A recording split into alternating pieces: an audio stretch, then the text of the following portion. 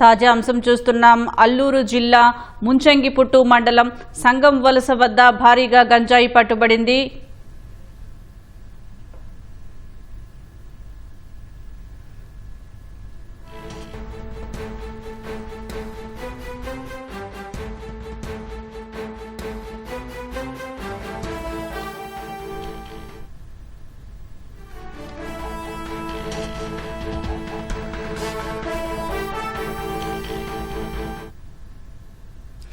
తాజా అంశం చూస్తున్నాం. అల్లూరు జిల్లా ముంచంగిపుట్టు మండలం సంగం వలస వద్ద భారీగా గంజాయి పట్టుబడింది. దీనికి సంబంధించి మరింత సమాచారం మా ప్రతినిధి శివని అడిగి తెలుసుకుందాం. శివ, పట్టుబడిన గంజాయి విలువ ఎంత ఉంటుంది?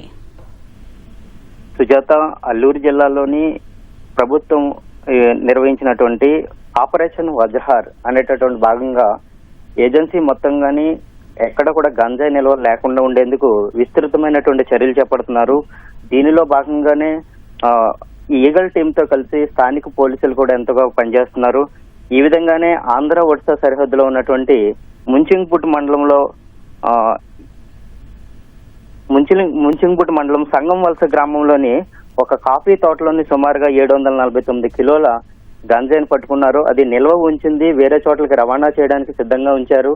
అయితే సరిహద్దులో ఉన్నటువంటి ఒడిశా ఆనుకుని ఒక మత్స్యగడ్డ ప్రవహిస్తూ ఉంటుంది. అవతల నుంచి యువతల వరకు పడాల పుట్టైనటువంటి ప్రాంతం నుంచి యువతలకి చేర్చారు. సుమారుగా 749 కిలోలు, సుమారుగా 3,50,00,000 వరకు చెబుతున్నారు. అయితే గతంలోని ఒడిశా ప్రాంతం నుంచి అదే ప్రాంతంలో పడాలపుట్టులోని ఒడిశా పోలీసులు 2,000 కిలోల ద్రవ రూపమైనటువంటి గంజాయి నిల్వలు పట్టుకున్నారు. అది సుమారుగా అప్పటికే 2,000 కోట్లుగా ఫిబ్రవరిలో పట్టుకున్నారు.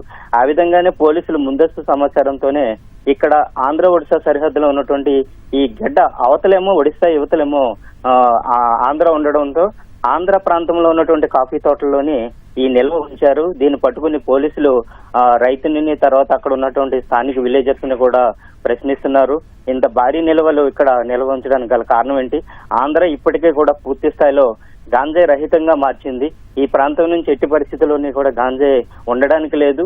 అలాగే ఒడిశా పోలీసులను కూడా ముందస్తుగానే వాళ్ళతో భద్రతాపరమైనటువంటి సమావేశాలు కూడా జరిపి ఎట్టి పరిస్థితుల్లోనూ కూడా గాంజాయి నిల్వలు ఏజెన్సీలోని ఆంధ్రాలోనూ లేకుండా ఉండేందుకు పోలీసులు విస్తృతంగా చేస్తున్నారు. ఇది సమాచారం. ధన్యవాదాలు శివ.